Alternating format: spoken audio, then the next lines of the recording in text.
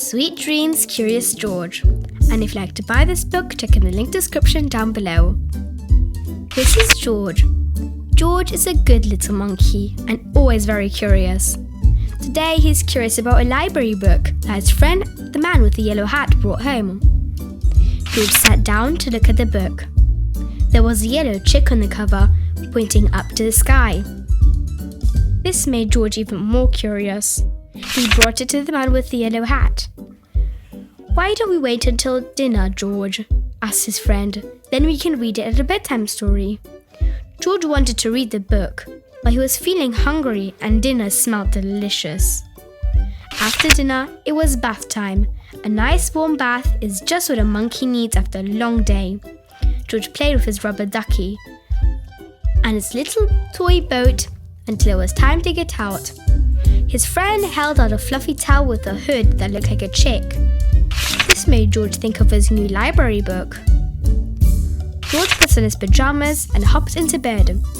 He couldn't wait to hear that story. "This is a story of Chicken Little," said the man with the yellow hat. "I think you're gonna like this one, George." George did like it. Poor Chicken Little thought the sky was going to fall, and then lots of animals thought it would too. Thank goodness the sky didn't actually fall. Little monkeys liked happy endings. It seemed like the perfect bedtime story. That is until George woke up in the middle of the night.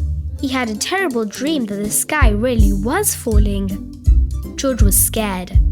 His friend came to see what was the matter.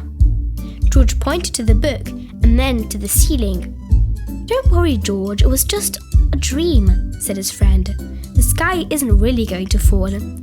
Let's try to relax and get back to sleep." First, the man with the yellow hat brought him a cup of warm milk. Warm milk always makes me feel sleepy, George. It seemed to be working for George until... Oh no! The warm milk spilled all over the place. After cleaning the mess, his friend got another book to read. The story was about a train that had to race along the tracks to deliver a special package to a little girl. It was very exciting. George was even more wide awake than before. "Maybe a little song will help," said the man with the yellow hat. "Lie down in bed and I'll sing to you." George tried to rest. He really did, but the song was pretty catchy. First he tapped his toes slowly, then the whole body wanted to dance. He got up and bounced on the bed. Said his friend. "I wish I knew why you can't sleep tonight." George stopped dancing. He pulled out a book, the Chicken Little, and then pointed to the ceiling again, frowning. "Are you still worried that the sky is going to fall?" his friend asked. George nodded. He just couldn't get that dream out of his head. Said his friend. "I have an idea. Why don't we take my telescope outside to look at the stars and make sure the sky is way up where it should be?" George liked the idea so much that he leaped right out of his bed.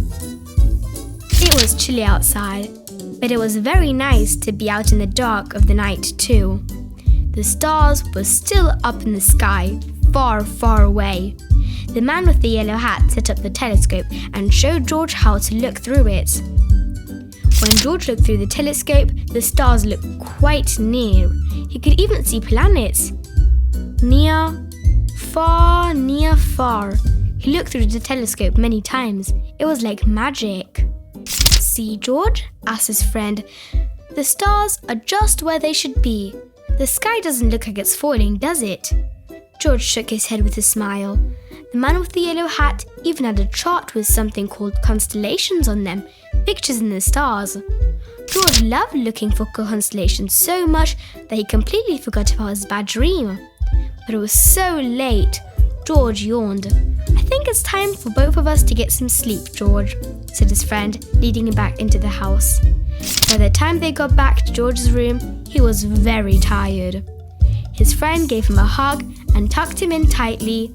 "Good night, George," said the man with the yellow hat as he was about to close the door.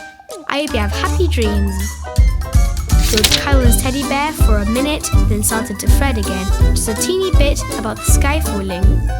He He hopped out of his bed and opened his curtain so that he could see the stars in the sky, right where they should be.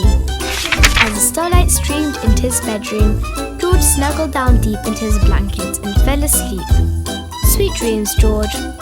The end.